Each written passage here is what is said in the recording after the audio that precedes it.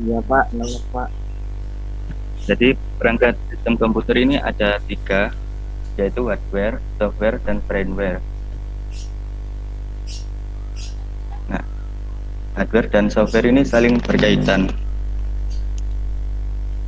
Jika hanya hardware tanpa adanya software, jadi hardware itu tadi tidak dapat digunakan. Begitu juga sebaliknya. Nah, kedua hardware dan software ini jika tanpa brainware juga tidak dapat dioperasikan. Brainware itu kita sebagai pengguna. Hardware sama software sudah tahu kan ya di minggu kemarin. Sudah, Pak. Sudah Pak. Sudah Pak. Sudah. Saya lanjut. Jadi fungsi sistem komputer ini ada 4. Yang pertama menginput data, memproses data, menghasilkan data, dan menyimpan data. Fungsi sistem komputer ini ada kaitannya dengan hardware komputer. Nah, ini hardware. Hardware atau perangkat keras merupakan perangkat yang mempunyai wujud fisik dan bisa disentuh, seperti monitor, speaker, keyboard, dan lain-lain. Nah, ini skema perangkat keras. Jadi dilihat dari fungsi sistem komputer tadi itu ada kaitannya dengan hardware. Jadi hardware itu ada 4 macam. Yang pertama itu perangkat input atau perangkat masukan, lalu perangkat pemrosesan atau proses. Setelah itu ada perangkat output atau keluaran, dan ada storage atau perangkat penyimpanan. Nah, sekarang saya tanya ke kalian, yang termasuk hardware perangkat input atau masukan itu apa? Silakan yang mau menjawab. Keyboard itu input apa? Ya, keyboard itu input. Keyboard dan mouse. Ya, benar. Nah, lalu yang perangkat output, ada yang bisa menjawab? Monitor, Pak. Monitor Pak. Ya, monitor, printer.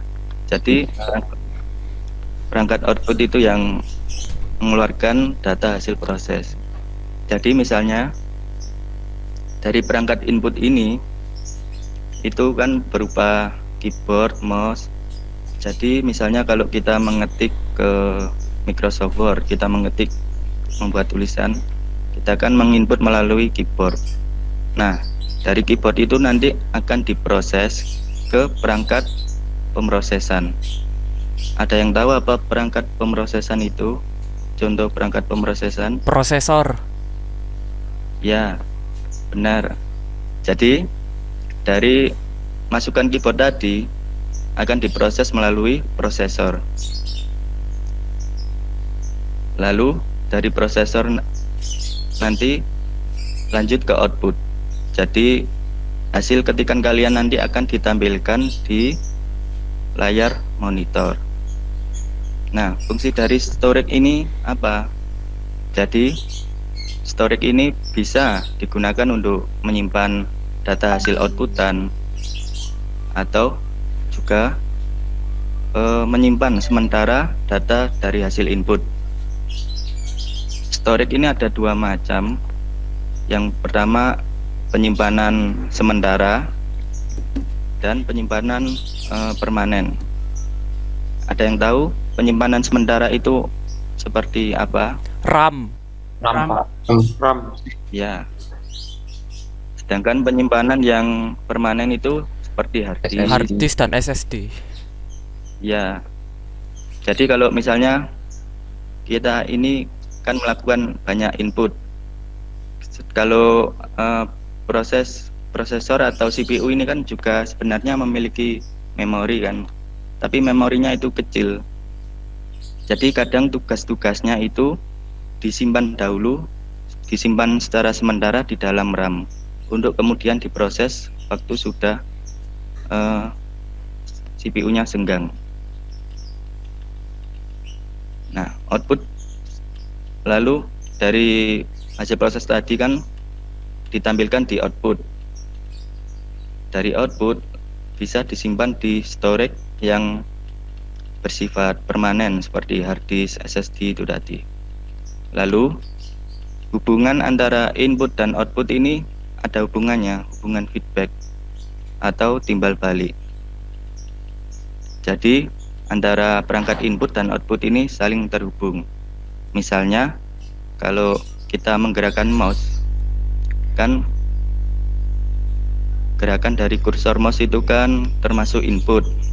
Nah, untuk kita mengetahui arah kursor tadi geraknya kemana, itu yang berperan itu output. Jadi kursor tadi ditampilkan melalui monitor. Jadi saling terhubung satu sama lain. Sampai sini ada yang ingin ditanyakan? Barangkali belum ya, saya lanjut.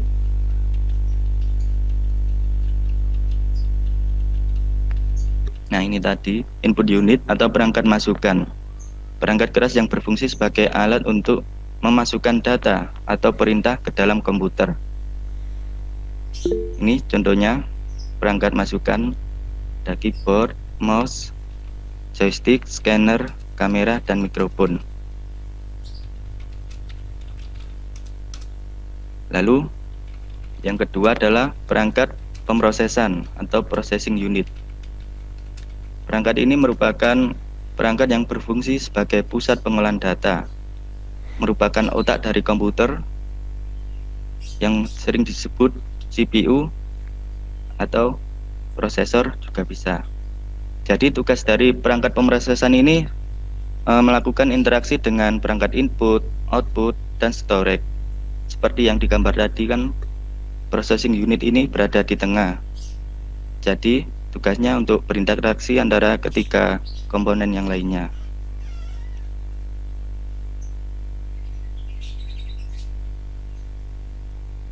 Selanjutnya ada perangkat output.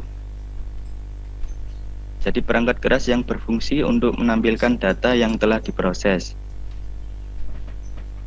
Misalnya monitor, printer, speaker, headphone, dan proyektor.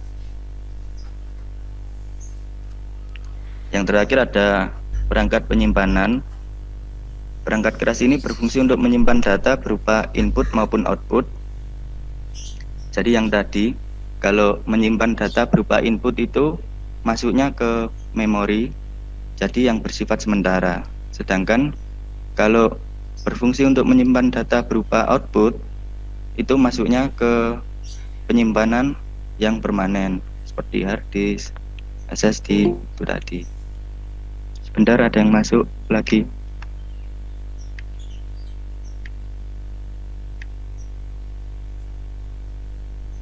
Sudah?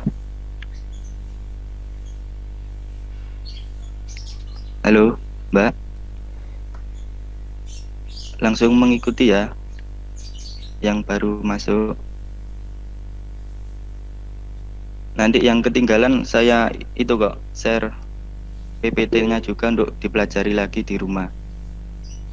Tadi kan habis ada kendala kan, kayak putus, lalu mikrofonnya lupa nyala. Baik, saya lanjut. Nah, di perangkat penyimpanan ini ada dua jenis, yaitu internal dan eksternal. Ada yang tahu apa bedanya antara internal storage dan external storage? Kalau internal itu udah on board di dalam casing komputer atau laptop. Kalau eksternal itu bisa dibawa kemana-mana. Ya, ini Mas siapa namanya? Bijaktinaro. Ya, jadi internal storage itu seperti yang kata teman sampean tadi, itu yang sudah berada di dalam casing komputer atau laptop. Jadi seperti hard disk, SSD, itu internal storage. Nah, external storage ini yang berasal dari luar, seperti flash disk, CD, DVD, atau hard disk eksternal. Nah, seperti ini. contoh perangkat penyimpanan. Untuk yang floppy dan tape ini sudah jarang digunakan. Kita lanjut saja. Bentar. Ini ada ROM, storage only memory. Ada yang bisa menjelaskan apa itu ROM?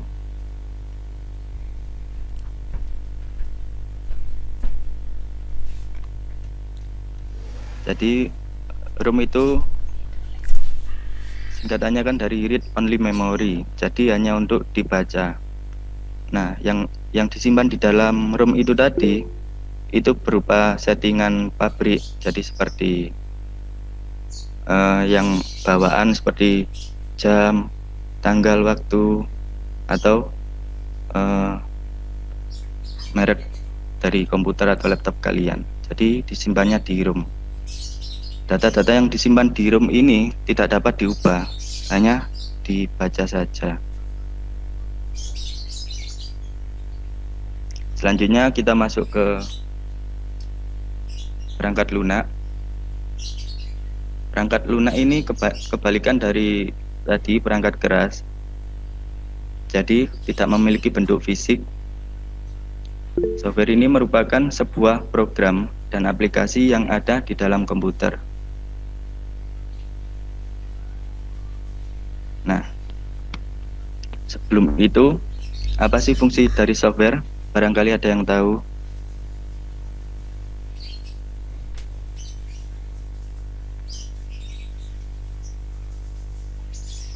Untuk mengirimkan tugas kepada hardware. Ya, jadi software ini sebagai perantara antara hardware dengan firmware atau dengan pengguna. Jadi tugasnya apa? Kita ini kan sebagai pengguna. Jadi saat kita ingin mengoperasikan sebuah hardware, itu kita bisa melalui software terlebih dahulu. Macam-macam software. Ini yang pertama adalah sistem operasi. Sistem operasi ini merupakan program dasar pada komputer yang berfungsi untuk menghubungkan pengguna dengan hardware. Nah, contoh sistem operasi itu ada Windows atau yang biasa kita pakai, lalu ada macOS dan Linux. macOS ini kalau punyanya laptop yang merek Apple ini macOS. Yang umum dipakai ini Windows. Kalau Linux ini jarang penggunanya. Baik, kita lanjut. Yang kedua adalah aplikasi atau program aplikasi. Merupakan perangkat lunak yang siap untuk dipakai. Program aplikasi digunakan untuk membantu pekerjaan pengguna komputer dalam mengolah berbagai macam data. Nah, contoh program aplikasi ini seperti aplikasi kantoran, terus aplikasi browsing. Jadi tugasnya program aplikasi ini untuk membantu pekerjaan. Seperti misalnya ada Microsoft Office, seperti Word, Excel, PowerPoint. Jadi membantu pekerjaan kita untuk mengerjakan tugas, terus menampilkan presentasi. Ada juga yang hanya untuk hiburan seperti pemutar video, pemutar musik, buat browsing internet, seperti itu. Lalu yang ketiga ini adalah utility software atau program tambahan. Jadi merupakan perangkat lunak yang berfungsi untuk menjalankan tugas-tugas tambahan. Disebut juga sebagai program dukungan dan memiliki fungsi tertentu. Nah, untuk yang utility software ini, ada yang tahu apa saja contohnya?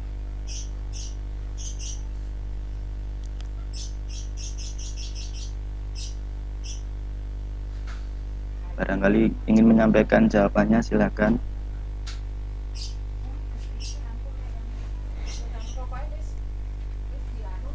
Antivirus.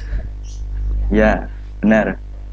Jadi utility software ini kan Ya, kan program tambahan. Jadi fungsinya untuk dukungan, untuk menjaga komputer kita, merawat komputer kita.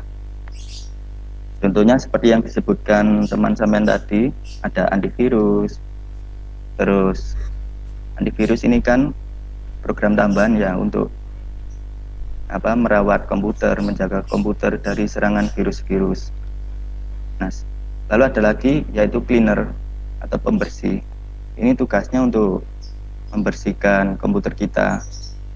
Jadi sampah-sampah yang di komputer kita itu nanti bersihkan biar komputer kita bisa jalan lebih lancar, mengurangi lag, seperti itu. Nah, lalu yang terakhir adalah komponen sistem komputer brainware atau pengguna komputer. Brainware ini merupakan orang yang menjalankan atau mengoperasikan komputer. Tanpa adanya seorang pengguna, sistem komputer tidak akan dapat berjalan.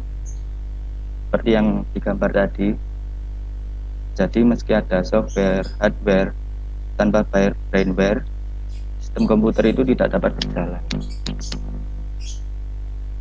Sampai sini apakah ada yang ingin ditanyakan? Barangkali tidak, Pak. belum ada ya. Ya. Ini ada sumber referensi, nanti PPT-nya saya kirim ke Google Classroom. Nah, sudah habis materinya. Jadi minggu ini kita hanya belajar tentang sistem komputer. Kita belajar tentang integrasi. Integrasi itu kayak hubungan-hubungan antara software, hardware, dan brainware. Minggu depan kita akan belajar lebih dalam lagi. Jadi kesimpulannya, sistem komputer ini terdapat dari 3 itu tadi, software, hardware, dan brainware. Ketiganya itu saling berinteraksi satu sama lain, saling berhubungan. Jadi tanpa misalnya kehilangan salah satu itu, sistem komputer tidak akan dapat digunakan.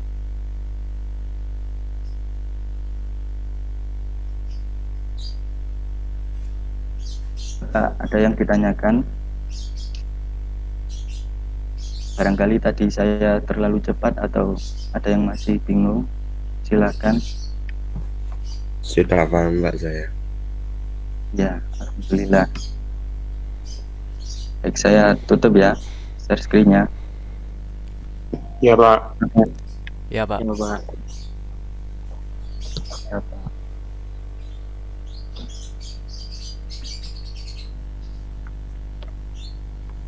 Oke. Nah, untuk tadi saya itu minta maaf lagi karena internetnya putus, presentasi terganggu.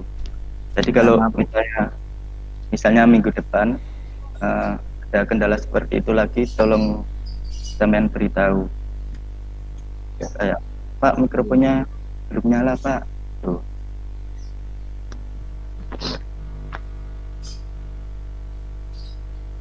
Ini tadi kan ada yang masuknya telat, nanti bisa mem-PC WhatsApp saya. Tadi sudah ada beberapa yang mem-PC. Nanti saya benarkan lagi ke presensinya.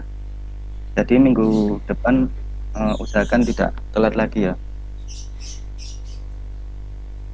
Minggu depan kan kita sebenarnya kan tanggal merah hari Senin, tapi kita tetap masuk karena mengajar materi kita itu masih banyak yang belum tersampaikan karena itu tadi kendalanya kan online.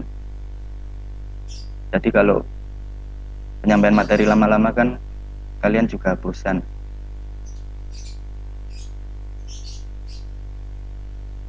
Nah, ini kalian apakah pingin tugas untuk minggu ini? Biasanya dikasih tugas ya sama Pak Taufik. Iya, Pak. Setiap minggu. Enggak, Pak. Ya nanti saya kasih tugas, tapi tugasnya gampang kok. Soal Kan- aja Pak, tugasnya Pak, jawab. Oh Iya, iya, Pak. nanti saya siapkan. Dikit aja, Pak. Tapi ditulis tangan kalau dikit. Siap Pak, nggak apa-apa. tulis Ya, tangan. nggak apa-apa, Pak. Nggak apa-apa. Mantap. Dikit kok. Soalnya kan seharusnya hari Senin depan kan libur. Jadi tapi kalian tetap masuk. Jadi sebagai pengganti itu tugasnya yang mudah-mudah saja. Iya, Pak. Ya Pak. Ini rame-rame ini di chat.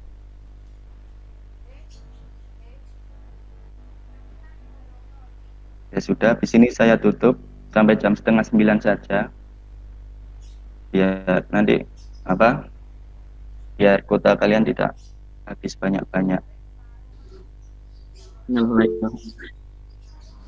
Jadi untuk beberapa minggu ke depan kalian pertemuannya sama saya. Jadi saya menggantikan Pak Taufik. Tanggal 18 masuk tak Pak? Tanggal 18 kita seperti biasa. Jam 7:30 kita pelajaran sebentar sampai 8:30. Tapi sebagai gantinya nanti tugasnya lebih ringan kok. Sudah ya? Setiap pertemuan pakai Google Meet ya Pak? Iya. Tapi kadang tergantung Pak Taufik sih. Kalau misalnya Pak Taufik, tapi kata Pak Taufik kemarin kemungkinan minggu depan itu mungkin ada yang itu masuk ke sekolah, tapi hanya 25% saja. Tapi itu masih kemungkinan, belum pasti. Oh. Jadi 25% tidak semuanya 37 masuk itu tidak. Cuman beberapa anak. Ya nanti itu gantian gitu. Tapi masih belum pasti informasinya. Nanti kalau ada informasi lebih lanjut saya sampaikan ke grup. Siap. Jadi ditunggu saja ya, nanti tugasnya saya kirim ke classroom. Nanti saya informasikan ke grup WhatsApp. Oke, Pak. Ya sudah, kalau begitu untuk materi minggu ini cukup sampai di sini saja. Saya tutup. Kurang lebihnya saya mohon maaf anak-anak. Wassalamualaikum warahmatullahi wabarakatuh. Waalaikumsalam warahmatullahi wabarakatuh.